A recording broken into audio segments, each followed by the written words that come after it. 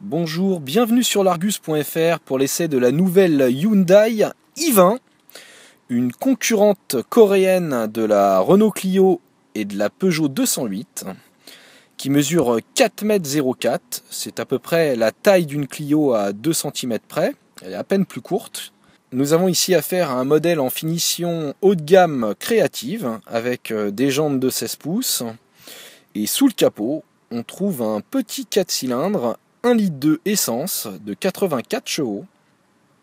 Quand on ouvre le coffre, on découvre un volume de 326 litres, ce qui est une excellente valeur dans la catégorie des polyvalentes. À l'arrière, l'espace aux jambes est tout à fait correct et on gagne de la place grâce à l'inclinaison de la banquette.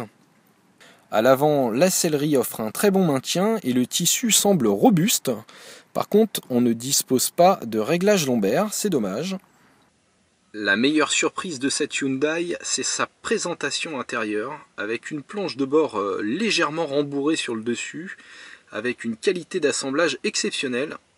Cette finition haut de gamme créative intègre également un grand toit ouvrant électrique panoramique. Le système multimédia ne comprend pas d'écran tactile, mais l'utilisation d'un branchement pour téléphone portable est finalement très pratique et plus flexible à l'usage. Au niveau des rangements, on est gâté aussi, puisqu'on dispose de bons bacs de contre-porte à l'avant comme à l'arrière, et d'une boîte à gants très volumineuse et réfrigérée, ce qui n'est pas toujours évident dans cette catégorie. Allez, on s'installe, et tout de suite on constate que la sellerie offre un bon maintien, avec un petit accoudoir central, donc ça c'est vraiment bien. Le moteur fait pas le bruit d'un V8 Ferrari, d'accord, mais on l'entend pas trop. Là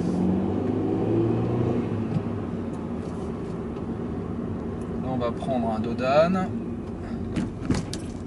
Ouais, c'est un petit peu sec à basse vitesse. Et tout de suite un rond-point, on perd pas de temps, il est là. Alors les pneus crissent vite, mais le SP travaille bien et la voiture s'écrase pas. C'est plutôt pas mal en châssis. Au niveau de l'insonorisation, c'est vraiment très correct, puisque vous voyez, les bruits de roulement sont pas excessifs alors que je suis sur une route vraiment dégradée. Allez, on va se faire un petit freinage. 90. Ouais, bah ça freine bien. Hein. Ça freine même très bien. Et on a un bon ressenti au niveau de la pédale. Quand l'ABS s'enclenche, il n'y a pas des remontées désagréables.